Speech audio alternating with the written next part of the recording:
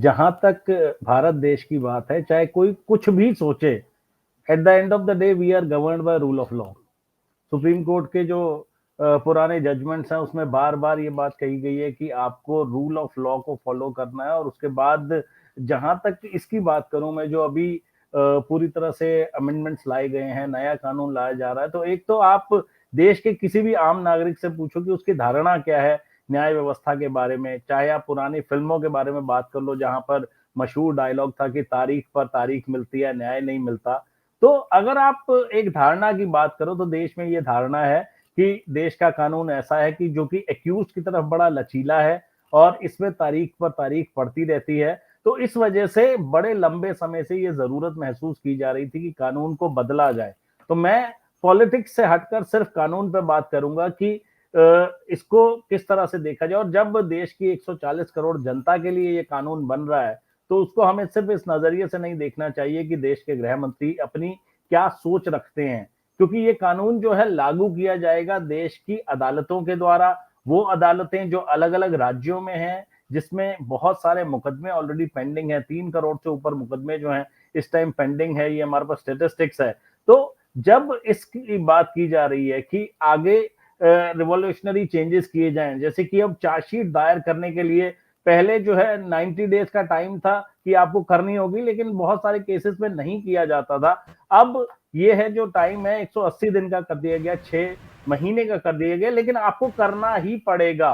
तो ये समझना पड़ेगा कि इस तरह के जो छोटे छोटे चेंजेस हैं, एविडेंस एक्ट है या फिर जो एक्यूज की प्रेजेंस है उसको ट्राई करने के लिए, वो अब कंपलसरी नहीं है। एक्सपर्टे जो है इसमें भी आगे केस को डिसाइड किया जा सकेगा अगर कोई एक्यूज नहीं आ रहा, देश छोड़ के भाग गया है। तो ऐसे केसेस में जहां पर डिले होता था ट्रायल्स के अंदर, उसको सही करने की कोशिश जरूर इसको देखा जाना चाहिए।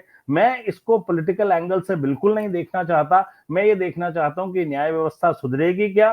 तो इसको देख के पहली नजर में ऐसा लग रहा है कि हाँ, न्याय व्यवस्था के सुधरने के चांसेस हैं। जब आप टाइम बाउंड ट्रायल की बात कर रहे हैं, जब आप ये कह रहे हैं कि आपको 180 डेज में चार्जशीट करना ही होगा, तो ये एक ऐसी चीज है कि बेटरमेंट की तरफ हम जा रहे हैं। और जो एक धारणा है वो बदलेगी कि न्याय व्यवस्था ऐसी कि सिर्फ तारीखें पड़ती हैं और कुछ नहीं होता। मैं आपको एक चीज कह सकता हूँ कि बहुत सारा अभी हम कानून देख रहे हैं इम्प्लीमेंटेशन, जैसे कि इनकम टैक्स लॉ की बात करें या हमारा intellectual property rights IP law की बात करें, यहाँ पर डेडलाइन ड्रिवन चीजें चल रही हैं सारी, कि डेडलाइन चीजें दी हुई हैं कि इस चीज को इतने टाइम में करना है, इस चीज को इतने टाइम में करना है। और जब डेडलाइन ड्रिवन प्रोसेसेस होते हैं तो उसका हमेशा फायदा मिलता है।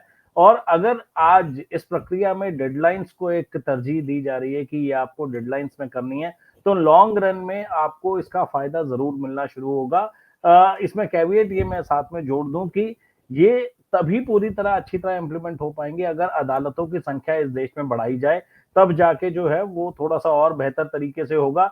मैं ये मानता हूँ कि बहुत देर से मैं ये चर्चा सुन रहा था कि किस तरह से जो सरकार है उसकी मंशा पर भरोसा नहीं किया जा सकता, लेकिन अभी तक मैं कोई भी ये कमेंट नहीं सुन पाया पूरी चर्चा में कि कानून में दिक्कत क्या है, क्या जो प्रावधान अभी पहली नजर में देखने को मिल रहे हैं, क्या कोई भी वक्ता यहाँ पर मुझे ये बता सकता है कि इस कानून में पहली नजर में हमें ये दिक्कत आ रही है।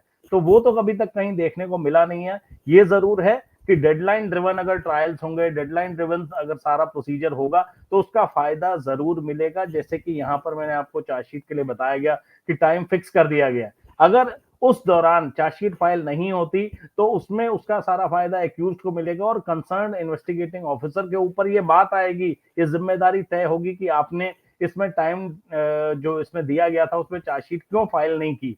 तो जब डेडलाइन ड्रिवन चीजें आएंगी तो ऑटोमेटिकली सारा सिस्टम धीरे धीरे बेहतरी की तरफ जाएगा। लेकिन मैं ये जरूर कहना चाहूंगा कि इसमें हमारे देश में जो कोर्ट्स है, नंबर ऑफ कोर्ट्स वो बढ़ाने की अभी बहुत ज्यादा जरूरत है। अगर रेशो देखा जाए पॉपुलेशन टू कोर्ट्स तो हमारे यहाँ बहुत कम है। बाकी वेस्टर्न कंट्रीज में देखें अगर हम तो वहां पर बहुत बेहतर रेशो है। तो ये जरूरी है कि कोर्ट्स का नंबर बढ़ा दिया जाए। वैसे भी आजकल केंद्र सरकार और जुडिशरी के बीच में बड़ा टकराव बढ़ रहा है। देखिए मैं वही आपको पुलिस कहना की चाह रहा तरफ हूँ से कि तो प्रेशर सारा जुडिशरी की तरफ आ गया और वहां से हैंडल हो नहीं पा रहा है और वो दबे जा रहे हैं काम के बोझ तले जो पहले से ही हैं। मैं आपको एग्जांपल दे देता हूँ एक जज का जिसके सामने मैं बहस कर रहा था। मैंने उनसे कहा कि मुझे छोटी मतलब कम समय की डेट आप दे दीजिए। उन्होंने 3 महीने की डेट दी थी मुझे और उन्होंने कहा कि वकील साहब एक बार मेरी गद्दी पर आके आप बैठिए तब आपको समझ आएगा कि एक इस कोर्ट में मैं 2500 फाइल्स जो हैं उनको डील कर रहा हूँ, मेरे लिए जल्दी डेट देना संभव नहीं है। तो ये जरूर है कि अच्छा एक चीज मैं आपको ये भी कहना चाहूंगा विनीता जी कि यहाँ पर जो मुद्दा है वो इन कानूनों का है, सरकार के बीच में और जो जुडिशरी के बीच में जो तकरार चल रही है, जो एक तरह से कॉन्फ्रंट्रेशन की स्थिति हमको बार बार देखने को मिलती है, चाहे अभी सीईसी के अपॉइंटमेंट का मुद्दा हो या पिछली बार कई बार ऐसे कानून हैं जिनको दरकिनार करके सरकार ने आगे बढ़ी है, वो एक अलग चीज है। लेकिन ये जो आज हुआ है ये कानूनों को सुधार करने की रास्ते में मैं कहूंगा कि it's a welcome step. We should welcome it with open heart. We should हमें इसमें बार बार सरकार की मंशा पर सवाल उठाना नहीं चाहिए, क्योंकि at the end of the day मैं कंक्लूडिंग रिमार्क्स दे रहा हूं, कोई भी कानून होता है, every law in this country is subject to judicial review.